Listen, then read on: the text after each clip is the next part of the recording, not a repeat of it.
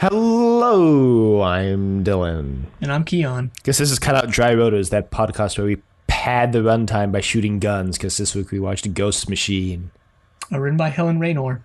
directed by Colin Teague. And aired on October 29th, 2006.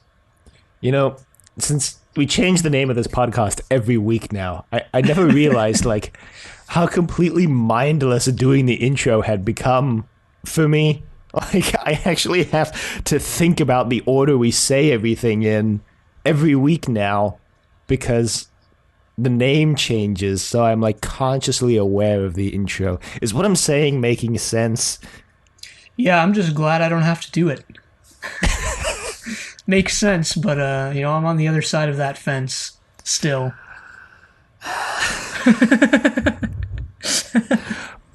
Speaking of shooting guns, it sounded like World War III out here yesterday. We're recording this on July 5th, which I'm just revealing because yesterday, for some reason, people were setting fireworks off for like 6 hours, and straight up, it's never been this bad. World War III was trending on Twitter in California, so that's what we're dealing with right now. Yeah, I went to sleep at around 2:30, 2:45 last night, and I heard like one last one go off, like right as I was falling asleep. And The lone lost firework. that's not normal. No, it's not normal. They've been going off all week over at least where I live. Yeah, I've been hearing them. So I heard some at least. I heard some yesterday, or 2 days ago, so July 3rd, and then like you said, the 6 hour straight thing last night. shout out to the one like in the middle of the week that must have gone off like in the parking lot behind my building because the light illuminated my entire room and it sounded like the room below me exploded. So legit thought I was in a war zone for a second. Yeah, rest in peace to all the dogs and cats yesterday whose world was completely turned upside down. Well, my dog was like completely unfazed. Just gonna throw that out there. I went to visit my dog with my parents, and he was passed out on the couch, like unfazed with the fireworks. So anyway, after that digression, we're back with Torchwood Week 3, the first week where we've started to get substantial feedback from our listeners, basically saying, "So glad you're finally doing Torchwood. Screw classic Doctor Who." I mean, they didn't actually say that, but. Well, it's like RG said in her Facebook comment, blanking finally with the first word in all caps. That's like kind of the vibe I got from the communication that I've been receiving through the email and the comments on the website. We've been told now that we're in the golden age of Decorative Vegetable because of the two shows we're doing right now, which, I'm kind of worried for the fact that means there's only downhill to go after we finish both of these. But anyway.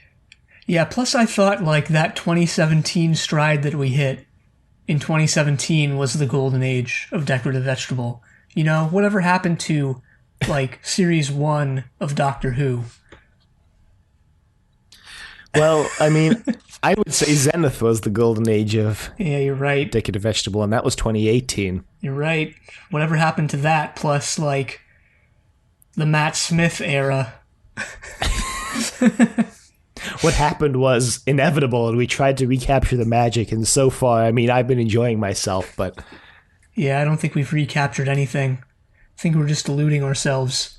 Check out Inevitable, a classic sci-fi podcast. We're watching The Prisoner. We should shut down the show. Shut down everything. Decorative Vegetable is cancelled. Yeah, we need to have... 2020 claims another victim. We're watching The Prisoner right now for Inevitable, a classic sci-fi podcast. And I think we need to stage our own version of Fallout when we watch Fallout. Dylan doesn't know what that means yet, but he will in time. Absolutely no idea what you're talking about. Anyway, this episode of Torchwood. Yeah, so Helen Raynor was the script editor for Doctor Who at the time, and I believe she was asked, or wanted to actually write a script for Torchwood, and she does actually write another script in season 2 of Torchwood, and so those are her only two contributions to Torchwood. Don't quite remember off the top of my head. Oh, she wrote Sontaran Stratagem, Poison Sky, Dogs in Manhattan, Evolution of the Daleks.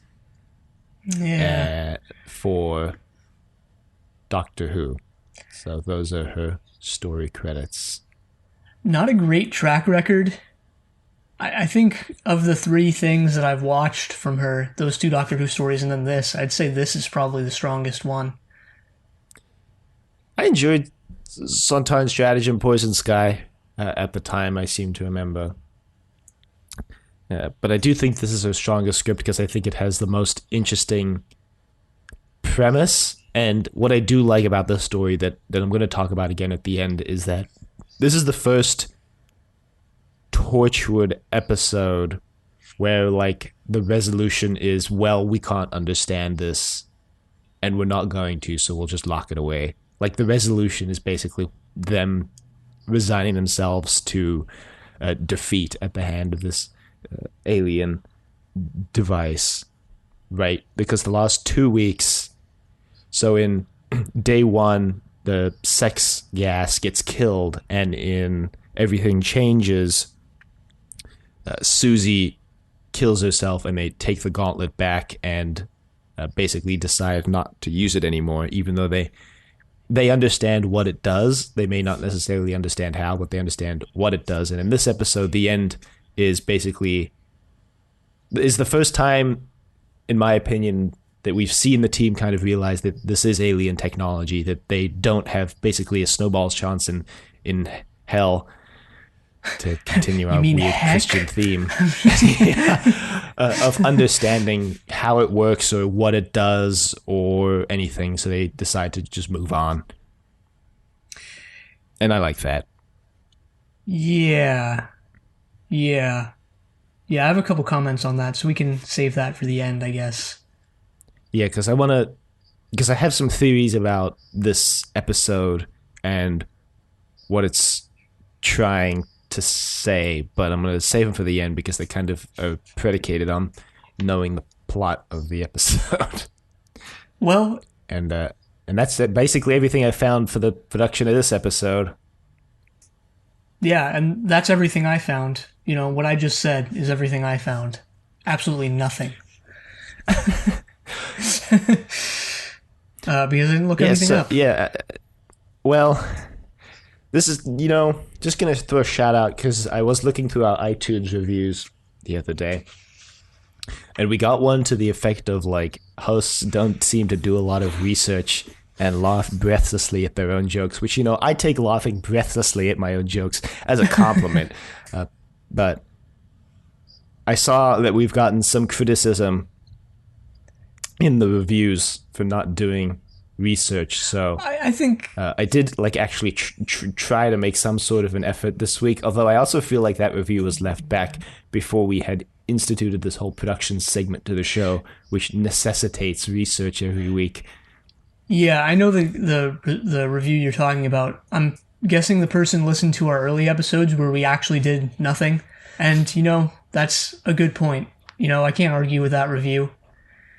No, I can't either, which is why I am trying to make an effort. But also, we received another review that criticized us for not being able to remember the episodes that we referred to. This was on Zenith and was a review I think left in 2019 after we finished the show. Where I haven't seen that one. They criticized us for not remembering names of some of the episodes and specifically sometimes what happened in the episodes. And he calls out us not remembering what happened in the series 4 finale when we were talking about it a couple weeks later. On Zenith? Not series 4, series 3. Oh. The series 3 finale, series C, I guess. So I guess that's going to go along with doing more research for me, is actually looking up all the episodes I plan to talk about. But at the same time, that's an understandable criticism. But at the same time, we've watched such a sheer volume of content at this point that I've started to just airlock a lot of it out of my brain to make space for everything else. So, I am always impressed at those people who can just like recall the name of a Doctor Who serial from like a 3-sentence explanation of the plot through the like 800 stories that they've been. They can just instantly recall which story it is, because I don't have that capability. No, neither do I. But anyway, just wanted to address some criticism we've received, and what I'm going to try and do to address it, because, hey, I want this show to be as good as possible. But at the same time, I'm going to continue to laugh breathlessly at my own jokes.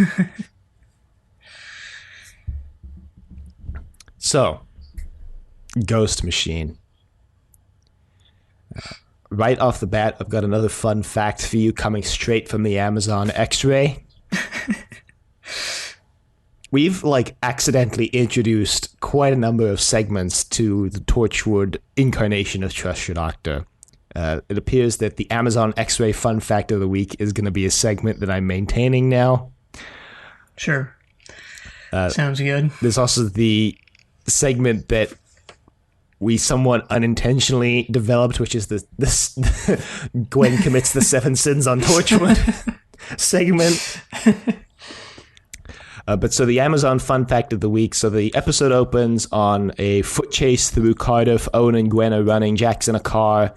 But then Jack's on the street running afterwards. And apparently what happened was John Barrowman had sprained his ankle right before they started filming. So they rewrote the beginning of the chase to have Captain Jack in a car for the part of the chase, because he wasn't able to film running through Cardiff since his ankle was sprained. Yeah, I think it kind of works. You know, it sort of separates him from the rest of the group, which we're slowly learning, you know, that he is kind of separate from the rest of them. Yeah, no, if I didn't know that little tidbit, I wouldn't have been able to pick out that anything was different about the chase sequence in terms of Captain Jack.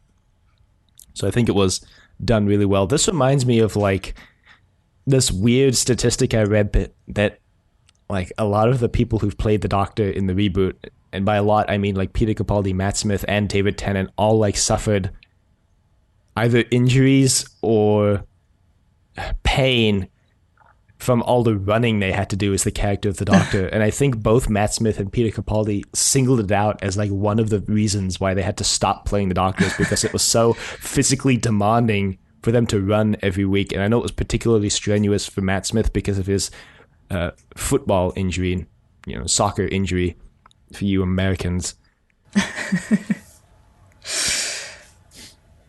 Yeah, that's that's something you don't even think about when you watch these episodes. Is all the physical activity required to make them? Yeah, I guess that's what I was going to say. Sure, let's just go with that.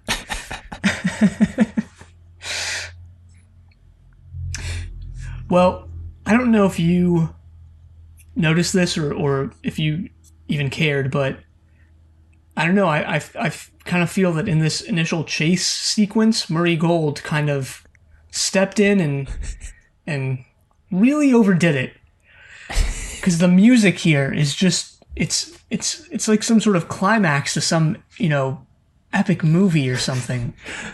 It's so overblown. And well, we are starting in medias res, so. Well, we're starting, obviously, you know, of course they're on the tail of this guy, and this is, you know, supposed to be a big thing. But I don't know, it's just like it's a chase through the city streets. It just felt like a little too much. You know? Yeah, I actually did notice it. The music was a little in your face. Partially why I noticed it is because the editing of the visual editing is not doing any favors to make the scene as fluid as the music would hope it is. Which is not necessarily a knock on either Colin Teague as the director or whoever the editor was, because that's just what they decided to go with. It just didn't gel with the score necessarily. Yeah, it's not like bad. It doesn't ruin the scene or the episode or anything. It's just something you kind of notice of like, all right, calm down, Gold. I mean, okay, this is something that I hadn't thought about, but maybe Murray Gold was like kind of overworked during this time. I mean, he's composing music for two shows that 2 weekly shows. Yeah. 2 weekly shows that are the crown jewels, basically, of the BBC media empire at the time. Like the Doctor Who is like their preeminent program. Whoa, that alliteration. So, I mean, he's got to be feeling like some sort of pressure to bring it every week during this time. So, yeah, he's almost like, back when Dudley Simpson was doing Blake 7 and Doctor Who in the late 70s or whatever. Yeah. Except I think he's bringing more to the table than Dudley Simpson. What? Who said that? Oof. Just knocking Dudley Simpson down a peg. Yeah, well, no regrets.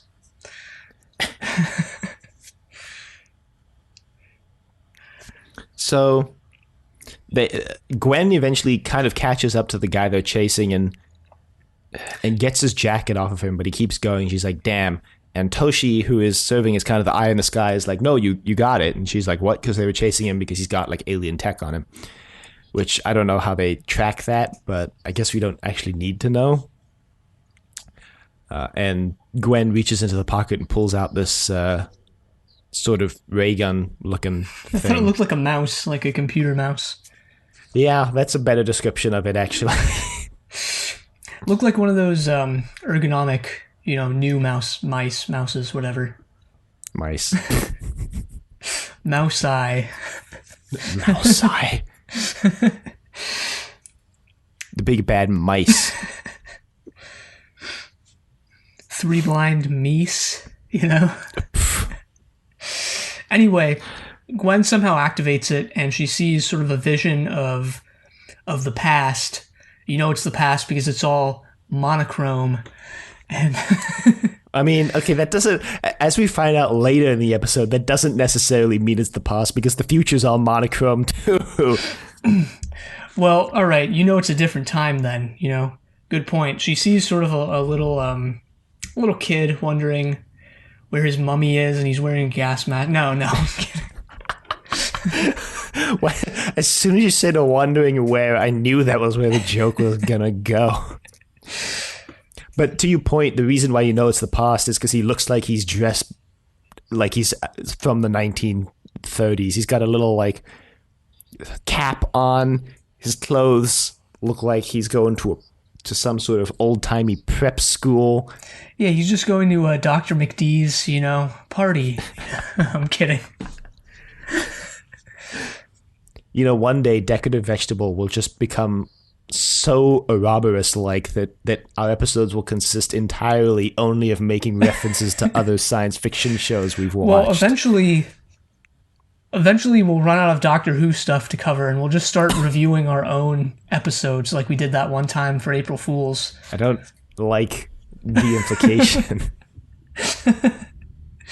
We've already done that, actually. I'll put the link in the show notes, but we did an April Fool's episode on 2018 where we pretended to cancel Trust Your Doctor, and we replaced it with a fake podcast called One and Done, where we would review other Doctor Who podcasts. And we reviewed our first episode. And look, the meta-narrative of Decorative Vegetable can only go deeper from here. Yeah, there's no digging ourselves out of this hole we've already dug. I'd like to introduce the idea that maybe Inevitable is a fictional podcast created within the realm of this podcast, which is created within the realm of reality. It's podcasts all the way down. Yeah, what if each of our podcasts is just a fictional podcast within one of our other podcasts?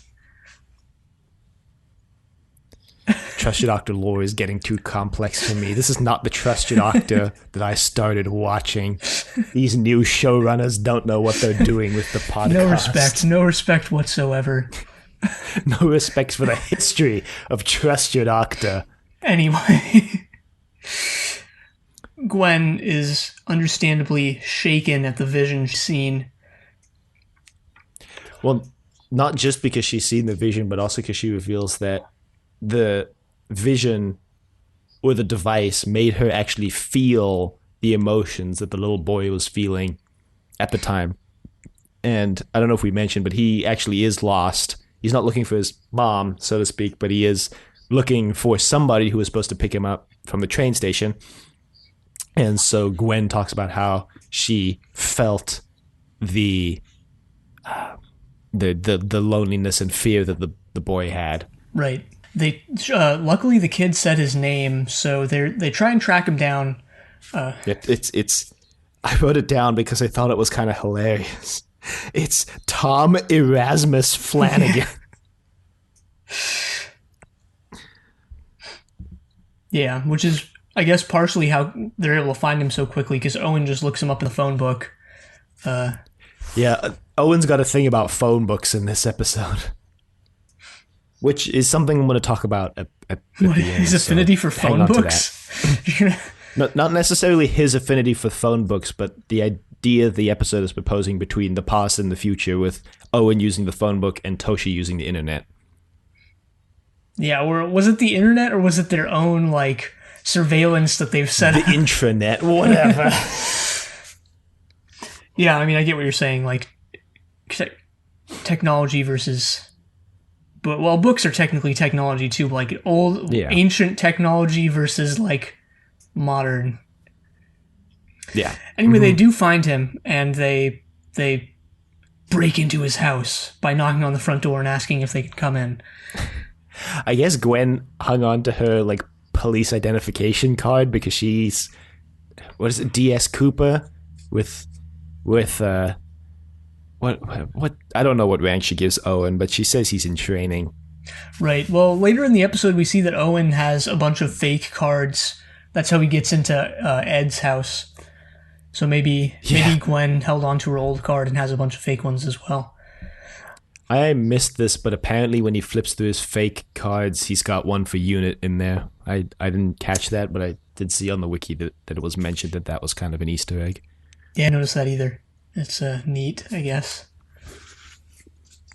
Take that, unit. So they go into the room. They meet Tom. The wallpaper is jarring, I have to say. The wallpaper is suitably old man out of time-esque. Yeah. Well, he lives with, presumably that's his daughter. I think he calls her his daughter, yeah. So she's obviously not putting up, I kind of like to think there's this history behind them of, like, maybe she put up a fight about the wallpaper and he was like, no, we have to have it this way. You like to think there's Chris Chibnall-esque backstory to these random side characters. Yeah. But unfortunately, or perhaps fortunately, we don't get any of that. This is a bit of a tangent, but I just want to throw this out there because I read it this week and I thought it was interesting. But apparently, when Russell T kind of wrote down, like, the story of making Doctor Who, and I'm forgetting now the name of the book because I wasn't planning to mention this, so I didn't write it down. I think it's called The Writer's Tale or something like that. He apparently talked about, like, getting scripts and how, like, Helen Raynor and him had to do pretty substantial work on pretty much everyone's script. But he apparently singles out two specific writers as being dependable and basically the best two that he could depend on to turn in a script that wouldn't need a lot of work. And one of them is obviously Stephen Moffat because he becomes showrunner. And the other one, may surprise you to learn, was Chris Chibnall. So. Apparently 42 was one of the episodes that he felt like he had to do the least editing at all to it to make it screen ready. It was filmed nearly in its original version. Maybe that Chibnall turned in. Yeah, that's interesting. So, like, a first draft, maybe, or at least whatever draft Chibnall was on when he turned in. Yeah. Maybe Russell T just looked at it and was like, "What is this mess?" and just didn't even want to look at it anymore. So just went ahead. But 42 was great. I know. I'm kidding. Yeah, 42 is still one of my favorites from the new series. Probably a top. 42 is 5. definitely, like, one of my favorite from that season. Yeah, well, from that season, what was that? Was that series 3? Yeah, it must have been because it was Martha. It was Martha's season. Yeah. Yeah, series 3 wasn't bad. Series 3 had a good number of interesting episodes, I feel like. But anyway, that's a digression. I just wanted to bring up what I thought was an interesting point, that Chibnall was the other writer that Russell T kind of depended on. Makes sense, because he basically hands the control of Torchwood over to Chris. I mean, he's still technically the executive producer, but Chris Chibnall is the producer, and Chibnall writes many, many more episodes of Torchwood than Russell T does.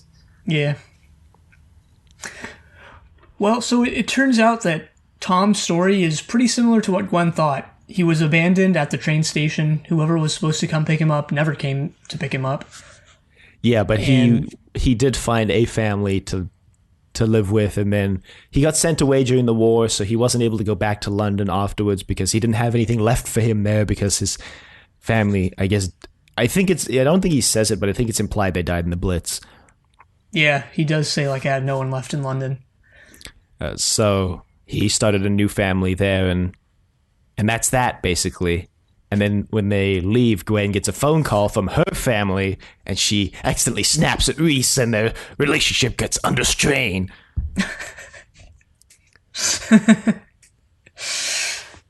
Yeah. Well, because Reese is, a little mad, I guess, that she doesn't know whether or not she's going to be coming home. And her schedule is, like, a bit erratic. Well, I mean, okay, I'm kind of on Reese's side with this one, because he calls her and he's like, hey, like, I'm putting the laundry on, just want to know, I guess this is before, like, texting was a really big thing, but he's just like, hey, just want to know if you've got any whites that need to go on, like, in the wash right now. And then he says, like, can you remind me, like, which drawer I put the soap in? And she's like, look, just leave it, I'll do it later. And he's like, no, I want to put the washing on, want to like, help out. And she's like, no, just leave it, I'll do it later. And he's like, okay, do you know when later's gonna be, like? And she's like, no, I don't know, I'll just talk to you later. And he's like, all right, well, then I'm going to go out with the boys, seeing as I don't know if you're going to be home. I don't know, it just felt like Gwen was the aggressor through this whole conversation. I guess. I mean, I get the overall, like, thing of it, of, like, they reconcile by the end, so. Yeah, they reconcile at the end, so, like, does it matter? Maybe not, but yeah, this imagine, like, them texting through, like, yeah, I think texting was a big thing, like, in 2006. I didn't do it because I didn't have a phone in 2006, but, like, it was also way harder. You had to press each key 1 to 3 times per letter. Hey, I got pretty quick with that keyboard. With your flip phone keyboard. I didn't have a flip phone. I had, like, literally it was a brick. It wasn't a Nokia, but it was similar. But I didn't get it till 2009, so I didn't have a phone in 2006 either. But when I had that phone, I got pretty damn fast with that keyboard. I was looking up some old phone designs from the mid-2000s the other day. Or no, I didn't look them up. I just randomly saw them. I think it was on Twitter. And yeah, some of them are pretty crazy. Like, there was one, I don't remember what company made this, but it was a flip phone, but instead of flipping, I'm not going to phrase this properly, but instead of flipping, like, towards you and then upward and outward, it, like, just flipped out to the side, so you'd kind of just flick it, and it would just, like, kind of, imagine, like, the top portion of a flip phone just kind of rotating, like, 180 degrees and oh yeah, okay, I know what phone you're talking about. Yeah, and it formed, like, almost an L shape. And then, like, the interior of the phone had, like, a little circular thing, almost like an old iPod. Yeah. Pretty cool. Like, and there were some other, like, cool designs. Like, it wasn't all just homogenized, like, smartphones where it's just, like, a single sheet. Well, I mean, okay, like, what else can you do with, like, yeah. I mean, those people have tried to, like, revolutionize smartphones, like the foldable smartphone, but, like, why? Like, if it ain't broke, don't fix it. Yeah, but the flip phone smartphone thing, like, prevents dust from getting on the screen, like. Oh yes, because dust getting on the screen is such a big problem. Not like the dust is wiped off every time you take it out of your pocket.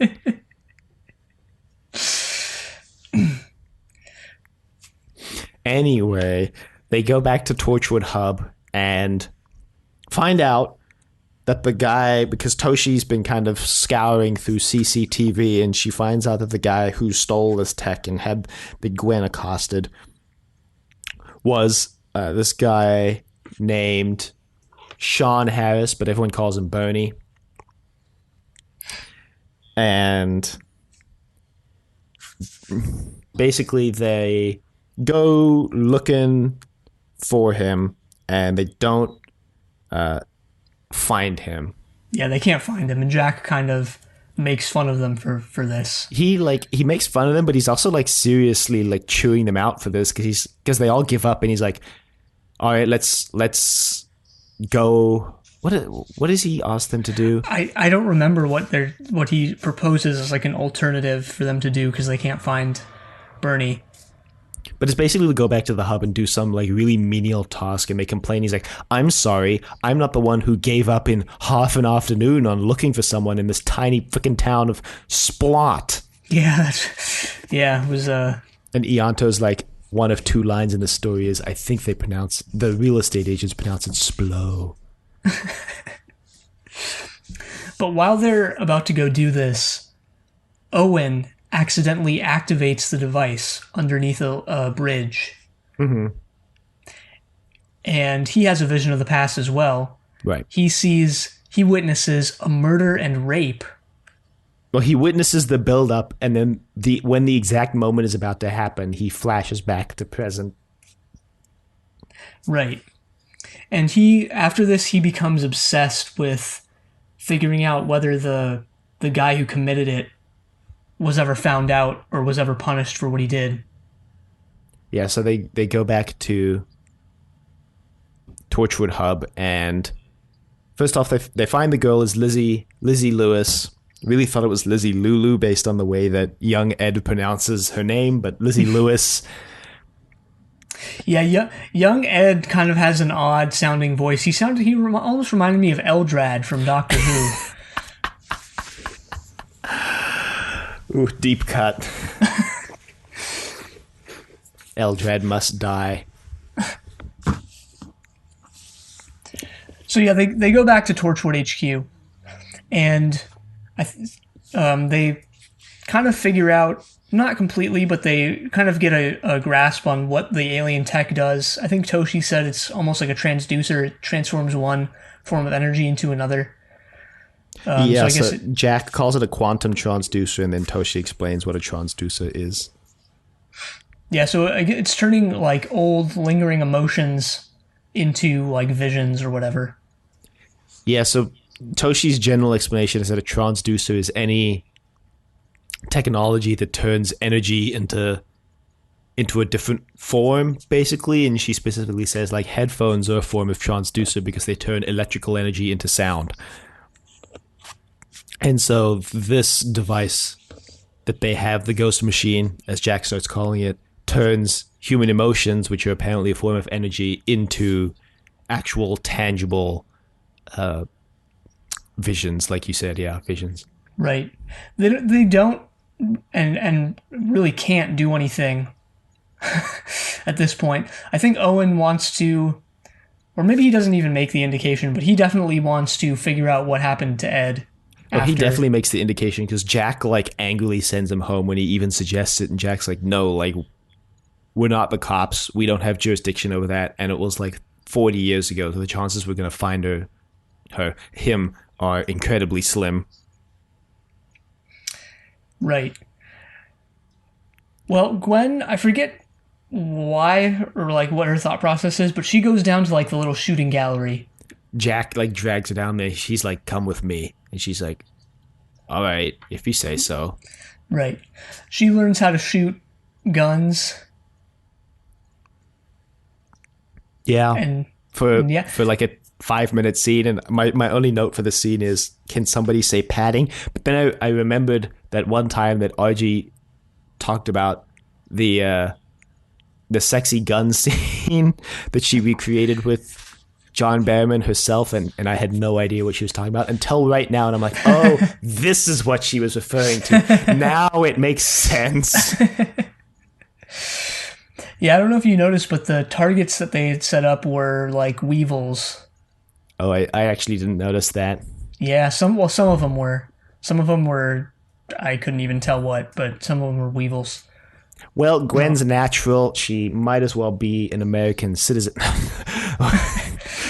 Yeah, this is all that, this is the part of the citizenship test verbatim. They just took it out and used it for this portion of the episode. No, I'm just Yeah, kidding. yeah. As someone who just recently became a citizen, I can confirm. They took me in a back room. They handed me a gun. And they said, "All right, you have to score 10 points on this shooting range to become an American citizen." And then once I had won, they handed me my certificate. They handed me my pistol. Your complimentary Desert Eagle. Complimentary Desert Eagle. Like, here you go.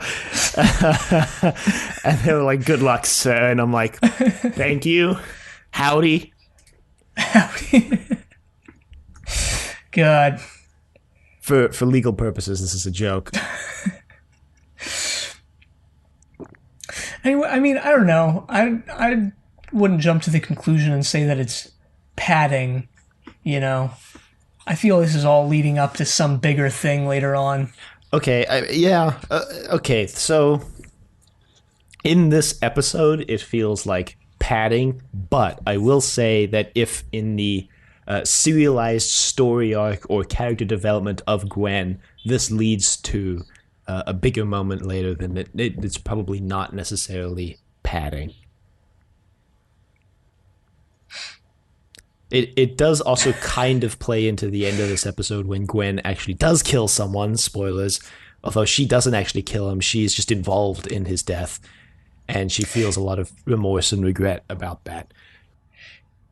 Yeah, it's like she kind of, I think, underestimates what she's gotten into here, right? She's having fun firing these guns, which, might be fun at a shooting range or whatever, but like when she's actually she doesn't in this episode, but like when she is actually doing what she's training to do here, it's not going to just be targets, Yeah.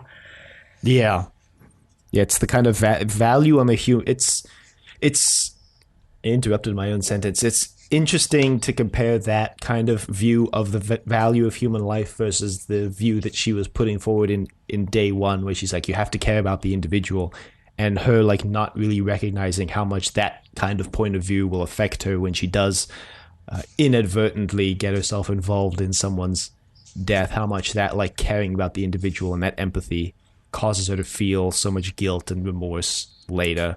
And that might be part of the reason why like Jack has seemingly shut himself off from those kind of emotions in general. Mm-hmm.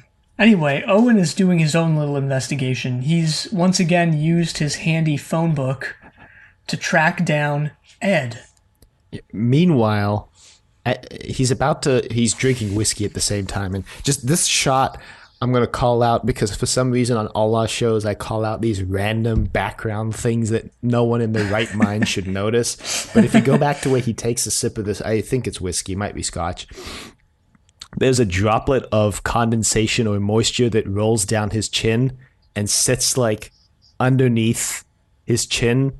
And then he goes to wipe his face and he doesn't get it. And it just sits there for until the end of the shot. And I'm like, Owen.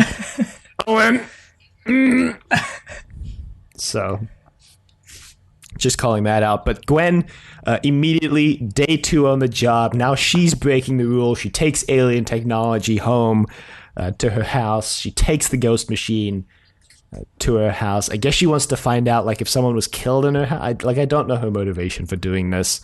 Yeah, but I mean, what she sees is like visions of the past between her and Reese and all the good times they shared. This is kind of a sweet moment because it plays into the like reconciliation they have later on, I think.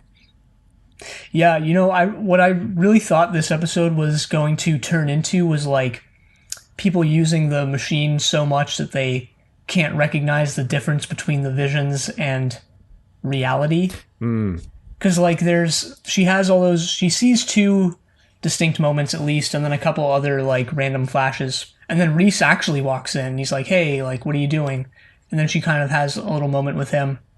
But I thought that was like going to turn into, I thought she was going to like walk up to him and like just phase through him or whatever, because he was just a vision. Mm-hmm.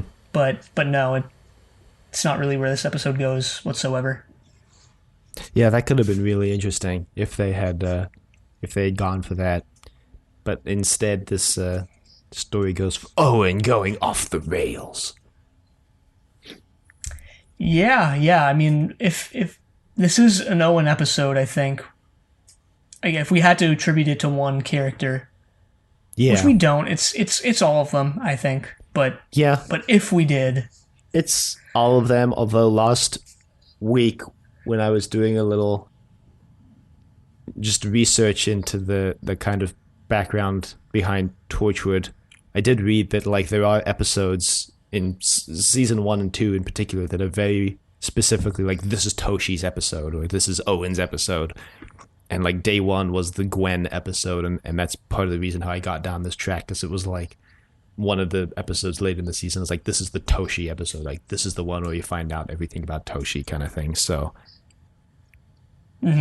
So Owen goes to Ed Morgan's house and confronts him, and who should be at Ed Morgan's house but famous acclaimed British actor Gareth Thomas.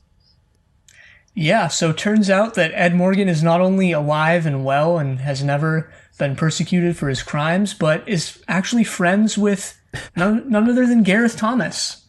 No. Just having Gareth over for tea. Well, so we knew Ed wasn't prosecuted because when they looked up Lizzie Lewis, her file said that no one was ever indicted for the crime of her rape and murder. Oh. But Owen knows it. That's because they could never figure out who did it. But Owen knows it was Ed Morgan because she calls him Ed in the vision. Yeah, Jack actually calls into question the validity of the vision too, because when Owen mentions this, Jack is like, you don't know that for sure. That's just what you saw in the vision. We have no way of knowing whether that like actually happened or not. Yeah, he also calls, like, part of the reason why he shuts down Owen wanting to investigate this and bring Ed to justice is him going, well, we don't, like, there were no witnesses and there's no proof. And Owen's like, well, I saw it. And that's when Jack calls into question the vision. But he also says, like, but what like judge or jury is going to buy that or believe that you saw it, right? And then, like, how are you going to explain this alien technology? Like, we can't prove anything. Right, which is, I guess, so Owen actually doesn't go there to, like, try and arrest him or anything. He just goes to, like, intimidate him. Because he comes in on the grounds that he's, like, from the gas company, and there was reports of, like, a leak or whatever. So he gets Ed in a room, and then he kind of just quietly and menacingly explains that he knows what he did. And then Ed shouts him out of the house, so he leaves. And then there's this is a hilarious mini scene here, because Owen's like walking to his car and he's being watched, and he looks up and he sees the guy and he just yells, Bernie Harris, and starts chasing him. And I was like, wait, what? Yeah, and Bernie was trying to play it off real cool in the background, like, all right, don't make eye contact, don't. But it didn't work. He noticed. They have an epic chase with much more fitting music, I think. And then they go to the pub. Yeah, I just want to touch on here the British backyards we see in this.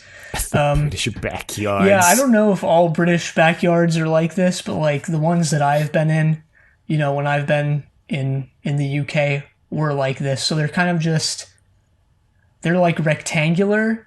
They extend, like, rectangular in the sense that, like, when you enter the backyard, you are parallel, like you walk parallel to the long end of the rectangle, and they're kind of just long and rectangular and placed in a neat row next to other long and rectangular backyards.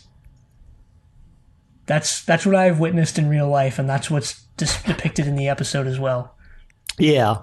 Which is like not how it is here, or really anywhere in the US, probably. Or at least like regularly in the US. Yeah. I didn't really pay attention to the British backyards, so I can't comment. Well, the only reason I noticed it is because it's like these backyards perfectly match the layout of the ones that I've personally seen in real life. And I was like, whoa, are they all like that? Like in the entire country. And probably not, but it was just, I don't know, kind of threw me off a little bit. Yeah, that's all I had to say on that. Yeah.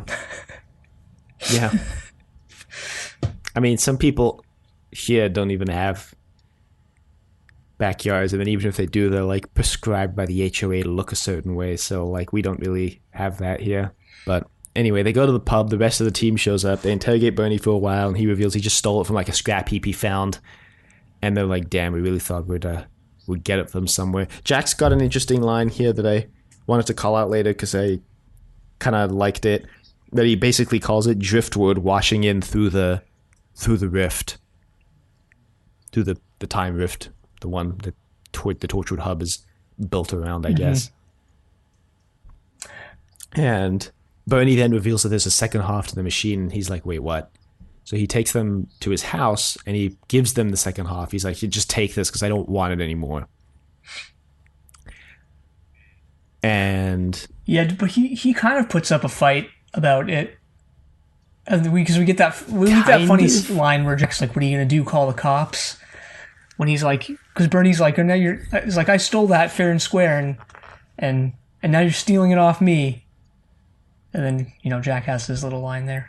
Yeah, but it's kind of for show because he reveals that he doesn't want to see the device ever again because the other half, he used it and it showed him dead in the street outside his house, and so he doesn't even want to leave his house anymore. Right. So I kind of got the impression here that turned out to be true, I guess, that one half shows you the past and one half shows you the future. Yeah, it was either that or the two halves together show you the future and one half, alone shows you the past or whatever. Yeah. But that's what they do now. They go out into the little courtyard back area thing. And Gwen uses, or accidentally, I think, uses both halves and sees a little vision of her with her hands covered in blood holding a knife and indicating that Owen killed someone.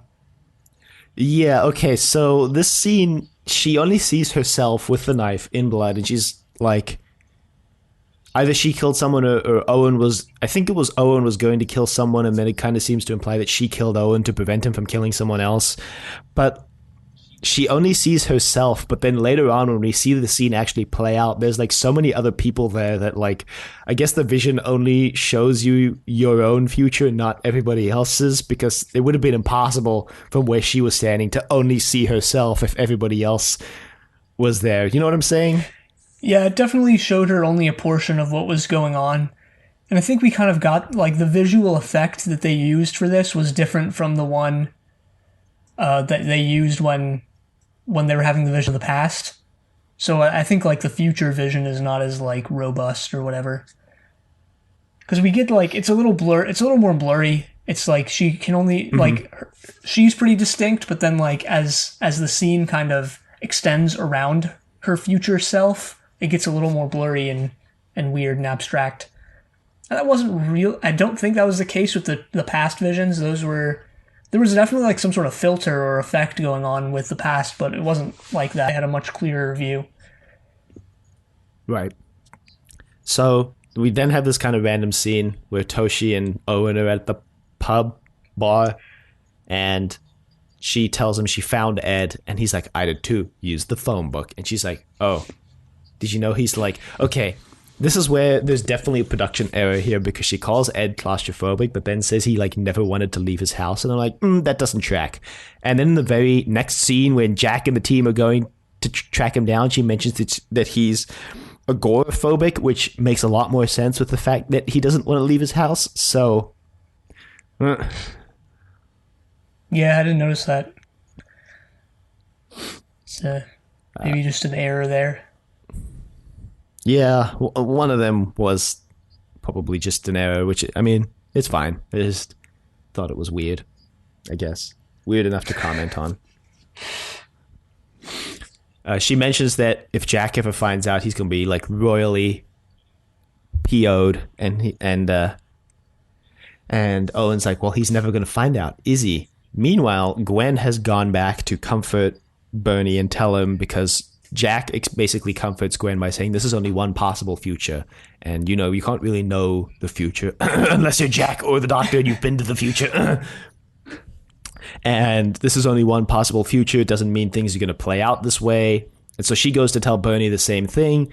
And while she's there, Bernie is acting really paranoid and he sees a man coming down the road, and it's Ed. And then Jack somehow has figured out, and I don't know how he did this because he kind of just jumps to this conclusion off screen, that because Bernie was blackmailing someone else, they believe he was also blackmailing Ed because he probably also saw the vision of Lizzie Lewis getting killed by Ed, so he was blackmailing Ed. And Ed, when Owen showed up, thought that Owen was in with Bernie.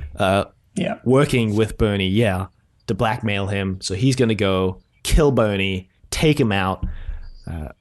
There's a scene where Ed's kind of deciding whether or not to call his phone number, and he does eventually. I think that's to get the knife, or to find out where Bernie lives, I'm not sure. Yeah, makes you wonder how many more Ed has killed and raped.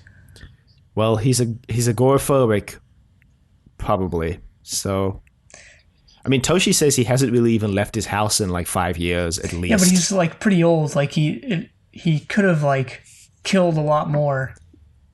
And I guess he does seem to express zero remorse. Not remorse. Yeah, he doesn't express remorse, but he expresses enough fear of getting caught that I would think he probably wouldn't do it again. Yeah, because when he confronts them all, he's like, you think, well, I thought at least, and this wouldn't make it better, you know, but like I thought he was going to be like, you know, I really regret doing what I did. But actually he doesn't say that at all. He goes like, he blames other people for blaming him for what he did. And then he says he's been worried people are going to find out for 30 years or 40 years, whatever it was. Yeah. And he basically says like, yeah, it wasn't my fault. So he drops the knife. He gets accosted by Jack and the team. Yeah, because Gwen is standing between him and Bernie. Yeah, they sneak up on him and kind of pin him down. And so Owen picks up the knife and he starts like going full Joker on Ed, like running along his face. And he's like, would I regret this if I just killed you right now? I don't know. Should we find out?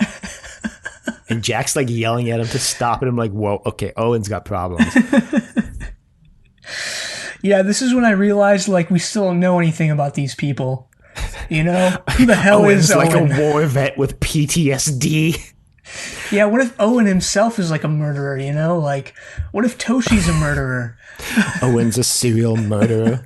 Toshi operated UAVs. Like, what?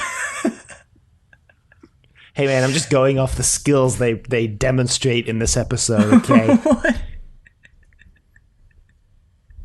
Owen demonstrates skill for finding victims through the phone book. In the phone book.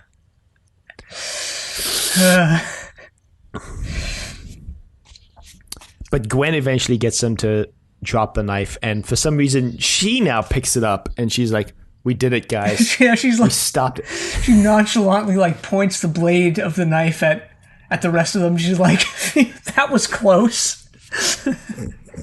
It's almost comical how she's like, wow, guys, we saved the day. Look at this knife I'm waving at you. And then Ed just breaks free from the grasp. I guess Jack has got him and just like launches himself into the knife.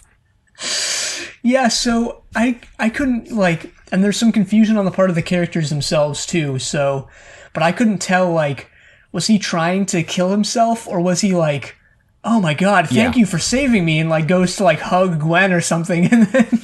Well, so he says, I knew you would come, and then he dives onto the knife. I think it's supposed to be him like explicitly killing himself, because earlier when Toshi's mentioning, you know, that he hasn't left his house in 5 years or whatever, and he's claustrophobic, she also mentions that he's had like multiple suicide attempts in the past couple years. Yeah, and you kind of get the impression that the number he was going to call was like, oh, I didn't know what that was in the moment, but then like after this, I was like, okay, he was maybe gonna call and get like this knife and kill himself with the knife or whatever. Mm-hmm. Yeah, but it is like you said, it's almost like comical in how this all plays out.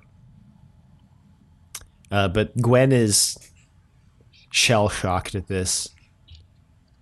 Jack and Owen immediately attempt to resuscitate Ed, but he just like, this is the most effective knife in existence because it just kills him in 30 seconds. Well, like maybe not even. It like pierced his heart. I mean, like it was straight. It's kind of more like his gut, but Mate, well, like when they were doing they tried to revive him and they were like pushing where they were trying to restart his heart was like right on the wound. I thought maybe not. I don't know. Yeah, again, confusion. Again, I'm not sure a knife wound will kill you in the like 10 seconds it seems to have taken Ed out. And I mean, bleeding out, I feel like takes at least a little while, but I guess I'll research it and put it in the show notes, I suppose. I don't know. I feel like if you get stabbed in the right like part of the heart or brain, it's just like you're done like within seconds. Well, I guess I'm going to Google it and probably get myself put on a list, but I'll do it for the podcast. We're already on lists. It's See, the trick, you know, what I do every time is I just go into my little URL bar when I'm done and type like, hey, like FBI agents who are watching this, like this is all for a podcast, you see? Oh, jeez. Oh, jeez.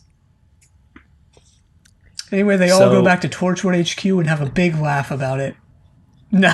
I mean, they don't really have a laugh about it. It's a very somber moment, but I'm about to turn into a laugh because this moment is remarkably prescient for the world we live in today, because behind Jack on the wall, the only wall decoration besides the brick wall is a sign. I don't know if you read the sign, but you want to know what the sign says? It says, in all caps, coughs and sneezes spread diseases. Yeah. So that immediately just broke the escapism of the episode for me. I was reminded of the post-apocalyptic world. Yeah, there's actually, so earlier on in the episode, right before Owen witnesses the vision, they're all standing near some sort of like pylon or something, and they're all very close to each other face-wise. And like, I had this moment of like, maybe they should not be that close. And then I was like, whoa, wait, like, this was back in 2006 when that was okay, you know? So it's weird I guess it's good that people are thinking this and that I'm thinking this, but it's in a way it's weird that we're already in the mindset of like, don't even get within 5 feet of anyone else, you know? Yeah. Yeah, I mean, I was like dog sitting this week, and every time I walked the dog, it was like weird to think about how every time I saw someone coming down the sidewalk I was walking, I would immediately cross the road, so I would be like as far away as possible from them. Yeah. And then just like looking at the parks and people hanging out, I'm like, damn, they shouldn't be like standing that close. Like, and yeah, it's interesting to think about like how pervasive this is into our thought processes now. Yeah. And it's gonna like, I feel like this mindset is not gonna be easy to break. So even like whatever 10 years from now, when hopefully there's no global pandemic, like I feel like I like how you said hopefully. I like how you said hopefully. You know what? There might be a new one of these things every single year. Like I mean, COVID-20. Like let's go. Literally last week, this past week, they're like, so we found a second virus with pandemic potential in China. It looks a lot like the swine flu. And I was like, great. Pandemic 2.0, why not? Why not? We've had one pandemic, yes, but what about second pandemic? Yeah, what if there's like, I was actually thinking about this a few weeks ago, like, what happens like at the end of this year when we get COVID-20 and then COVID-21? And, you know, like, what if this is just the world from now until, you know, far beyond our lifespan? Yeah, that's a depressing thought. I'm going to go back to my escapism of watching the Eurovision movie on Netflix to get away from the hard knocks of reality. Well, two things about that. One, maybe I should watch that. And two, like, what if, like, 50 years from now, we're just like, remember when we were, like, teenagers and we could actually go outside and, you know... Remember when we could have our windows open and we didn't have ash and post-apocalyptic radiation blowing through the windows? I remember those days. We were recording this in, like, a Fallout-esque bunker. Yeah, and I mean, it's like, it's really gonna suck, like, if it was really just the first 20-something years of our lives where, like, things were good, and really the normalcy that we fall into is actually closer to this than what we've lived through so far, you know? Well, I don't like to think about that, so back to Ianto, the mysterious, like, Sharon-esque gatekeeper of whatever vault they're holding here. Because they have this somber moment around Jack's desk where they're like, we're never going to understand this, and we probably shouldn't try to, and this kind of power is too much for us to handle. And Ianto says, bag and tag, and Jack's like, yep, bag it and tag it. And Ianto walks away with it off screen. Ianto with his 2 lines this episode. He is by far the most mysterious man in Torchwood. Ianto, international man of mystery. Mystery? Intrigue? I'm just waiting for the inevitable Ianto episode of Torchwood where we find out everything about Ianto and find out he was like a barber or something. He was in the village. That's why he's so broken and barely talks. Ianto, the first letter is a capital I, which kind of looks like a 1. Oh my god. This is all just a weird meta reference to when we joked on Inevitable, a classic sci-fi podcast, that number 6 on The Prisoner was actually just a barber and not a secret agent. You know, there's still nothing to disprove that, even though in Free For All, which is the most recent episode we've watched as of the recording of this, he mentioned something about everyone being in secret positions. And the fact that he knows secret agents, the fact that he went to a secret agent party. Again, like we said in Arrival, maybe he was just the barber for the secret agents. Like he was a secret agent only in that he was a barber for them. And so, but he wasn't allowed to go on missions. He didn't do anything for the government except they cut their hair. Like, good point. Come on, man. Good point. There's nothing to disprove that, so it's true. That's really not how that works. So anyway, I wanted to talk briefly about how I kind of like the themes, I guess, in this episode of like the past versus the future, with seeing the visions from the past versus seeing the visions from the future, with Owen using the, like I mentioned, the phone book, where Toshi uses the, I guess, Torchwood intranet, and how, in general, it's interesting how the past, everything that they get from the past, oh, we forgot to mention also that Gwen and Owen make up and looks like they're going to have sex on the couch. Everything they get from the past is a lot more reliable than everything they get from the future kind of stuff. So Owen always immediately finds everything from the phone book that he needs. The past visions that they get basically all the information they need to track down what's in the vision. They get the names of people who are involved in it. They have a location. They have a general sense of the emotions being felt. Whereas in the future ones are very abstract, first off, because Toshi is never able to find what she wants in this episode before Owen does. And the future visions they get are, again, one of many possible visions, so they're uncertain. They only seem to see their own personal future. They don't see any other characters or players in the scene. So with, for example, Ed and Lizzie, we know that Ed and Lizzie are there and Ed's accosting Lizzie and Ed's going to rape and kill her after that. For example, though, with Gwen, when she sees who she killed, well, she sees that she may have killed someone. We don't know who it was. Maybe Owen, maybe Ed, maybe Bernie. We don't know who it is. We don't even know if she necessarily killed someone or if she just picked up the bloody knife. So it's interesting how this episode kind of seems to be playing into this idea almost that like, not that things were better in the good old days, but that the kind of, if it ain't broke, don't fix it. The old stuff worked better and gave more, what's the word I'm looking for? Information, I guess, more reliable information than the kind of future / present, I guess, stuff.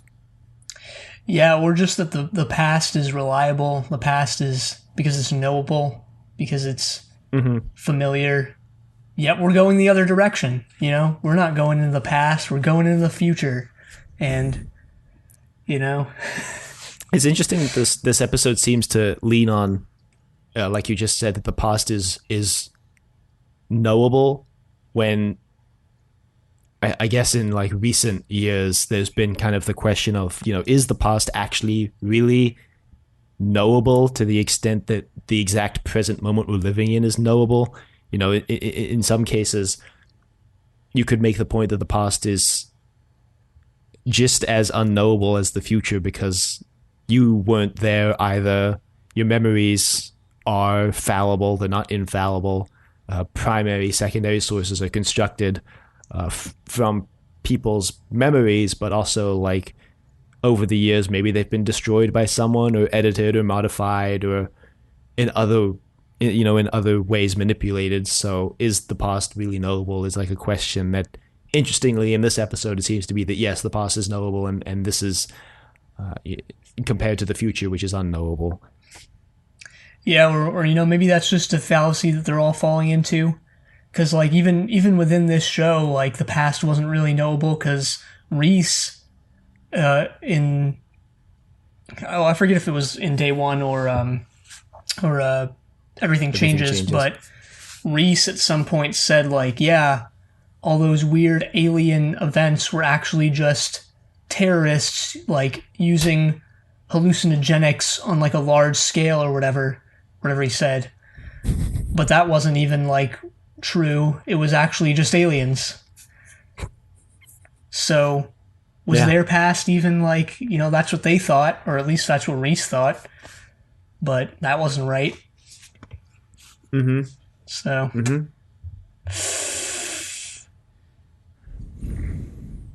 yeah, interesting. I like that kind of past versus future theming that's going on in this this episode. And for that reason, I did enjoy this episode. I guess, yeah, probably more than Helen Raynor's other writing duties, for the writing efforts for the show. I don't know if I would hold this over day one or Everything Changes necessarily, but I think I would. I liked the how it all came together in the end with what's-his-face blackmailing Ed, with Bernie blackmailing Ed, and how you kind of piece that together. Yeah, I think I would hold it over day one, probably. I liked Everything Changes quite a bit because I liked the structure of that episode as well, so I'd probably put them on about even footing, for me anyway. But yeah, that's what I wanted to talk about there at the end. Yeah, well, I guess that leads us into a couple new segments that we hinted at that we're going to be adding to this show. Besides the Amazon X-ray fact of the week. Yeah. So the first was actually suggested to us by one of our listeners. I don't know if he wants us to read his full name, because this was on a Facebook comment, but we do have access to his full name, but I'll just say his first name, Alexander. So, who goes by @Farshnook on Twitter. Right.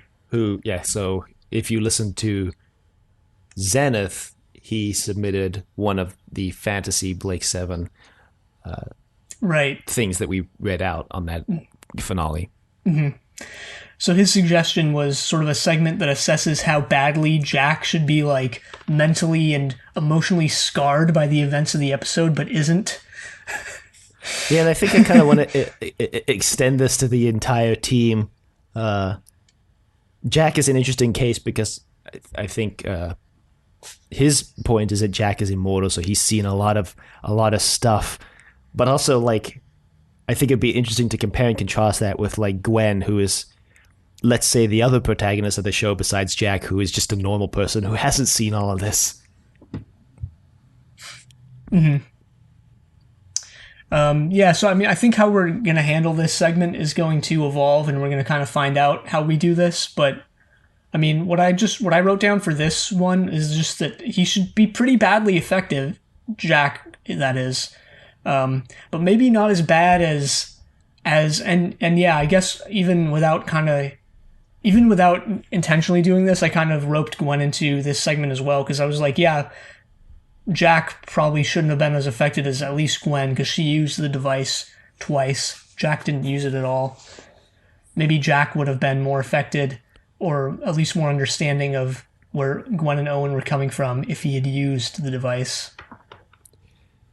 Yeah, I was going to say I don't think Jack should be affected by this episode at all. He's actually very surprisingly compared to day one and everything changes very, very removed from what actually happens in the episode. He doesn't get to use the device at any point. He's not involved in Owen's investigation / Owen's accosting of Ed. At most, Jack teaches Gwen how to shoot and then comforts her at the end.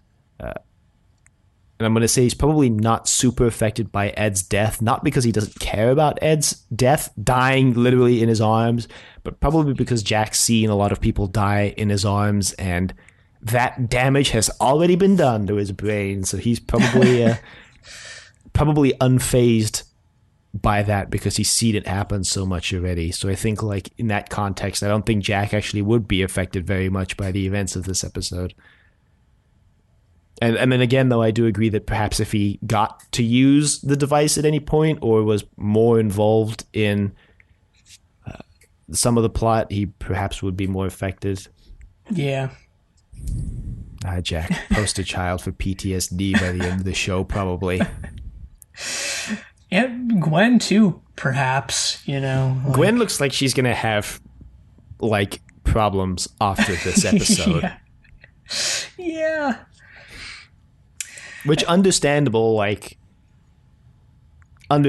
guy just killed himself on the knife you were holding, and you feel like it's your fault because if you hadn't picked up the knife, maybe he wouldn't be dead. Like, understandable. Yeah, we really underplayed this, but she has, as soon as Ed does that, she was like, it's my fault, like, I killed him. And literally the entire team is like, including questionable morality, Owen, is like, it's not your fault, like, he wanted to die, he killed himself, and it just so happens you were the means through which he did that. Yeah, like he would have done it anyway type thing. And it's unfortunate and kind of messed up that you were dragged into that you had to play a part in that. And yeah, it's very similar to, I think, the feelings that I've read because I was almost one of those people who have had a loved one commit suicide and how they feel like maybe they didn't do enough and how it's partially their fault, and they feel kind of despair over losing that person. Gwen seems to be exhibiting some of the same emotions. Mm-hmm. Which, speaking of Gwen and her emotions and her thought process, we've also added another little segment here, or at least I have. I guess I'll be keeping a tally for the coming weeks, but we're going to be I'll join in because it's a fun, dumb segment. Yeah, it's a 7 sins count for Gwen, so we're going to be counting how many of the 7 sins she commits each episode. And it's extending, obviously, from the joke that we started in Everything Changes and continued into day 1. This episode, I only had her committing lust at the end.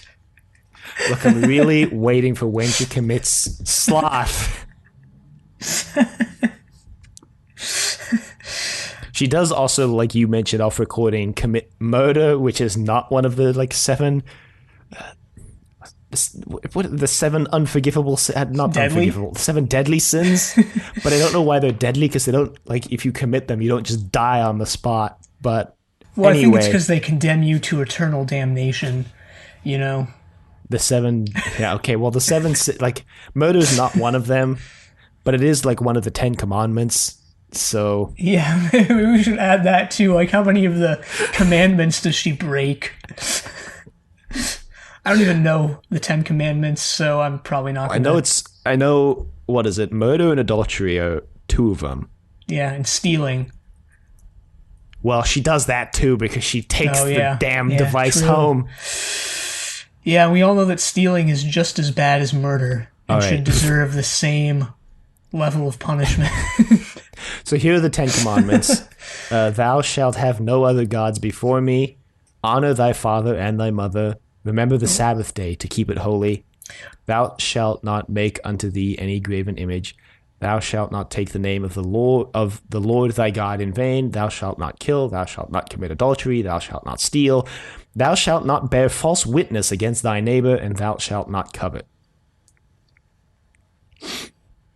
So, well, she doesn't like do most of those, so you're in the free this time, Gwen. Better watch yourself. We're coming at you with the 10 commandments.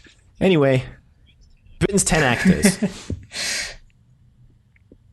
I only looked up 3 this week. I don't know how many you looked up. I have 4, so we can kind of just switch off. Well, so the first one obviously has to be Gareth Thomas as Ed Morgan. Because, duh, it's acclaimed, famous British actor, Gareth Thomas. And so he is obviously Blake in Blake 7, and he's in Circle, what is it? Children of the Stones. I don't know, Circles. Children of the Stones. Rock Kids. Also in Star Maidens. Yeah, he's in Star Maidens. But I also found that he's in Z Cars, Coronation Street, Casualty, Doctors, Merlin, Bergerac, Midsummer Murders, and one of his earliest roles is an uncredited role, I had no idea, in The Avengers. So it's Gareth Thomas for you. Right. Well, anyway, I had oh, shoot. Oh, God, I didn't write the name down properly. Well, what character? Hang on, Bernie. It's Ben McKay. Ben McKay, all right. So, yeah, we have Ben McKay as Bernie. He's been in He's been in Doctors. He's been in The Bill. He's been in Casualty. And apparently he hasn't acted since 2013. He was also in Hot Fuzz. I have him. Oh, really? Yeah. That movie we'll probably watch on Triple Play at some point. Uh-huh. Because it's part of Edgar Wright's self-acclaimed 3 Flavors of Cornetto trilogy. Mm-hmm. It's one of those trilogies that isn't really a trilogy, but like is a thematic trilogy, shall we say. Kind of like how I found out Luca... shoot. I don't remember like how to pronounce his last name. The guy who directed Call Me By Your Name. I have no idea who this person is or what you're talking about, so you're on your own here. The movie Call Me By Your Name, Luca Guadagnino, I think I butchered that, has a trilogy of movies, self-acclaimed Desire trilogy. It's a thematic trilogy, and I only found this out because I watched Call Me By Your Name is the 3rd movie in the trilogy, and I watched A Bigger Splash, which is the 2nd movie in the trilogy. And just going to throw this out there, there's a lot of Full Frontal in that movie. They should have just called it Full Frontal.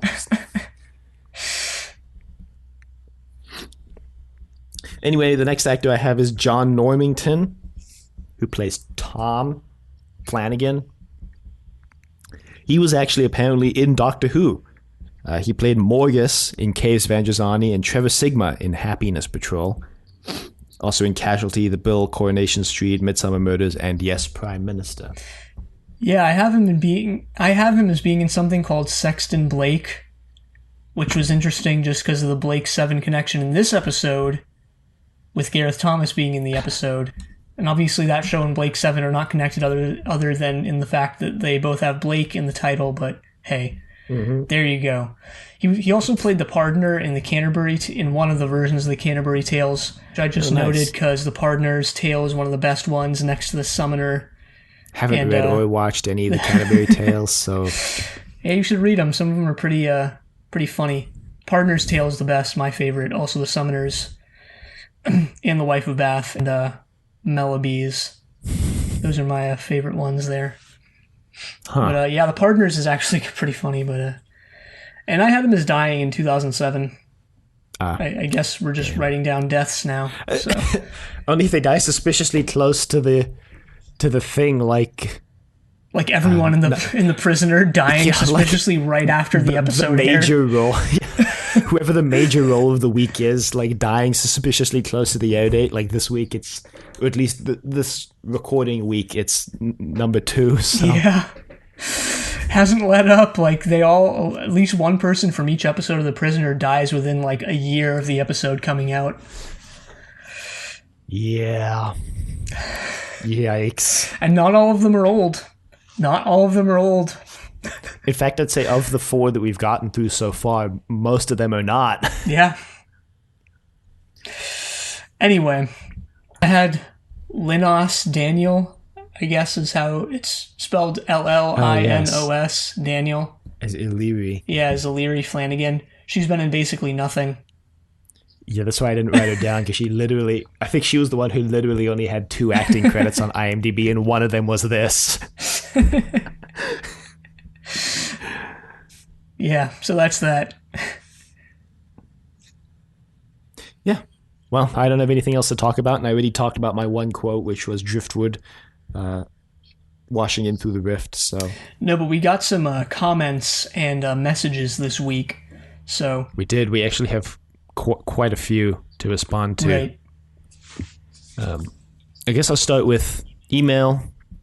So we got an email from Sergeant Drano that's about both Torchwood and The Prisoner, and he splits it up into show-specific feedback, so I'll just read the Torchwood-specific part on this episode. So the email goes, "Truly the golden age of Decorative Vegetable. Hey guys, I want to tell you how glad I am you have finally started your Torchwood coverage, and how equally thrilled I am that you have started one of my favorite shows of all time, The Prisoner. I think I may have a lot to say about both of these programs during your journey if I can keep track of when you're recording which episode. I'm particularly curious to see what viewing order you have chosen for The Prisoner, release order.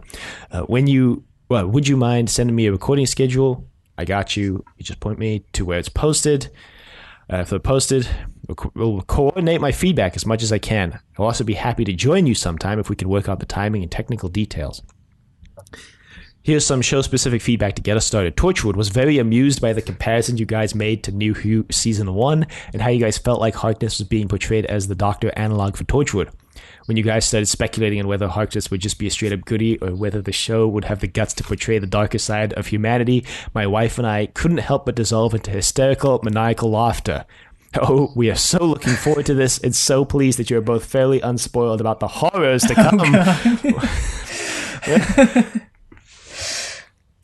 So then I'll skip the Prisoner part and save that for The Prisoner. And LOL, gotta go. Looking forward to the next one. Namaste. Sergeant Drano, Station 7 the door. Well, I would be happy to have you on the show, Sergeant Drano, to talk about, either Torchwood or The Prisoner, or even both. Yeah, both at the same time. Why not? Talk both about on the same day. Talk about The Prisoner on Torchwood and Torchwood on The Prisoner. No. Wait a minute. But I'd be interested to hear definitely from you throughout the show as someone who has seen, the show and has more information to draw from. And glad that you're pleased that we finally made it to Torchwood. So far, we're sticking strong. Week 3. So, although I will say in terms of recording for Torchwood, we always record basically exactly 1 week before the episode goes out. So just going to reveal that for everybody else who was curious to know when we record these things. Not that there's like a big secret or like ruins any sort of illusion or anything. So yeah, but we are more reliable because we're in the past from when you're listening.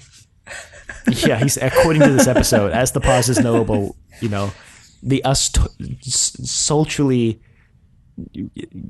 letting our vocal tones into your ears are more reliable than the future wait a minute. Us. The older something is, the stronger it is. So, man, we took way too long to make that joke given the themes of this episode. We took way too long.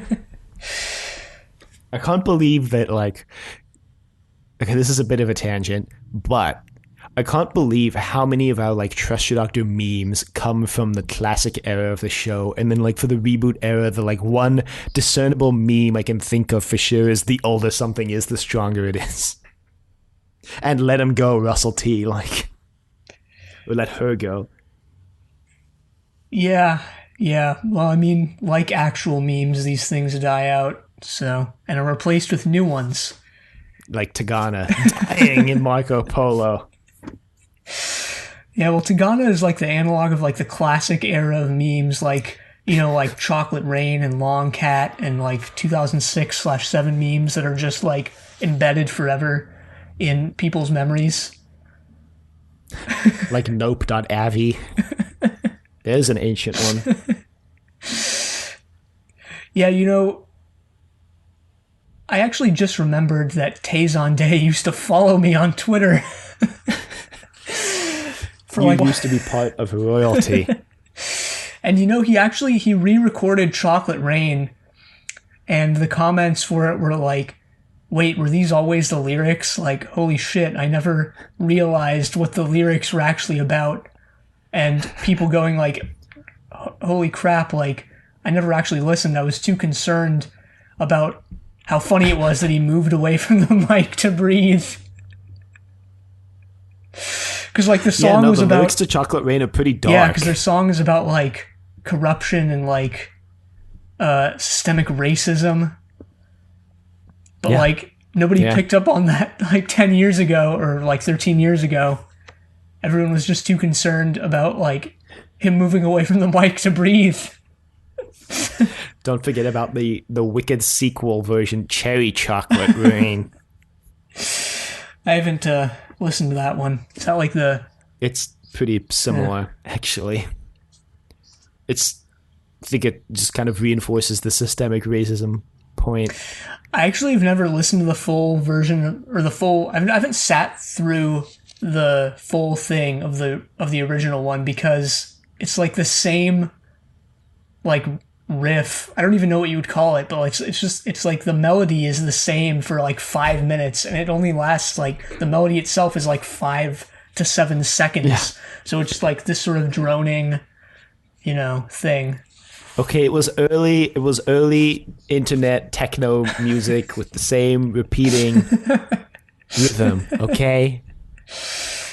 Speaking of concerning lyrics, I found a song the other day that was like, these people fed Eurovision lyrics and beats to an AI and then had it create the perfect Eurovision song.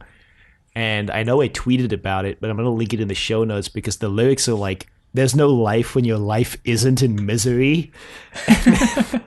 One of the comments was like, you know, this line pretty much rings true when you're an AI that has just been born and then was immediately force-fed every Eurovision song in existence. God. Well, the song is annoyingly catchy and has been stuck in my head for 2 days. The title is Blue Jeans and Bloody Tears, and features the like, they somehow got, I don't remember his name, but he won the like Eurovision with a song in like the 70s or 80s, and they had him sing the song with the computer. So it's very high production value. And I can confirm it is basically the perfect Eurovision song. As someone who has experience with Eurovision through the mass amounts of like British people that I follow on Twitter, it's definitely like the perfect Eurovision song. Yeah. Frightening. But anyway, I think we also have, I think you were going to read some Facebook comments. Yeah, well, just one. Well, technically, we already read one earlier on, when the one where RG goes redacted finally in response to us watching Torchwood. But anyway, this one is from Alexander /Farshnuke. So he goes, after listening to your podcast, it occurred to me that Captain Jack is actually not that dissimilar to Kuravan. Both are morally ambiguous, former side characters who later went on to lead shows. Ironically, I would say that given everything that has already happened to him, by the time of Everything Changes and everything that will happen to him, I would say that Captain Jack Harkness is the sanest, most mentally resilient character in the history of Doctor Who and all its spin-offs. Just going off what we know from televised Doctor Who up to the end of Series 2 and from the episode Everything Changes, this is what we already know happened to Captain Jack. He worked as a time agent using cheap and nasty time travel with no word to this point what that entails, but can't have been wholly free of stress. He woke up one day to find years of his life missing and doesn't know why, so he's basically time-traveling Jason Bourne. He decided to play at being a con man using time travel to make money, and is then prepared to sacrifice himself when the ambulance he uses as part of con ends up creating a zombie plague. He travels with the Doctor for a while until he gets killed. He's now immortal and trying to do his best, and trying to do his bit to keep people safe while he waits for the Doctor to return. There will be revelations later on as well, but even just going on what we already know, Jack is surprisingly stable mentally. Perhaps with the immortality comes a mental healing factor. Honestly, a recurring segment could be, how badly should this have affected Captain Jack? Well, now a little comment from me, aka Keon. We have incorporated that, so thanks. We've fully incorporated that into the show. It's a nice little segment, so thanks for that idea there. Probably should have attributed it to you when we brought it up earlier in this episode, but... I thought we did. Oh, we did? We did. Okay, good. Anyway, he goes on. Feel free to briefly summarize this or not mention it at all. I love all 4 of your podcasts, though I hope you have fixed inevitable being listed as inevitable. Yep. Fixed that as soon as he pointed it out, I fixed it. Yeah, so thanks again for pointing that out, because we would have taken literal years to realize that otherwise. Anyway, he finishes up his comment here. I have, however, refrained from listening to your review of the Fred trilogy. There are some hells I cannot follow you gentlemen into. Lol. Hey, that was one of our funniest episodes, if only because Keon revealed he had been watching the Fred videos pretty much religiously at that point. Yeah, and, And then you stopped. I stopped, but I'm not going to go back on saying that they were pretty good. People just don't understand, They just don't understand. So, do you have any other comments that you'd like to read? Well, that one was it. I mean, yeah, that was it. All right, just going to shut down that discussion of Fred. Leave it for that podcast episode. And on that note, if there's anyone who would like to reach out to us, be sure to email us at thedoctor@decorativevegetable.com. Questions, comments, concerns, angry rants, love letters, your thoughts on Ghost Machine.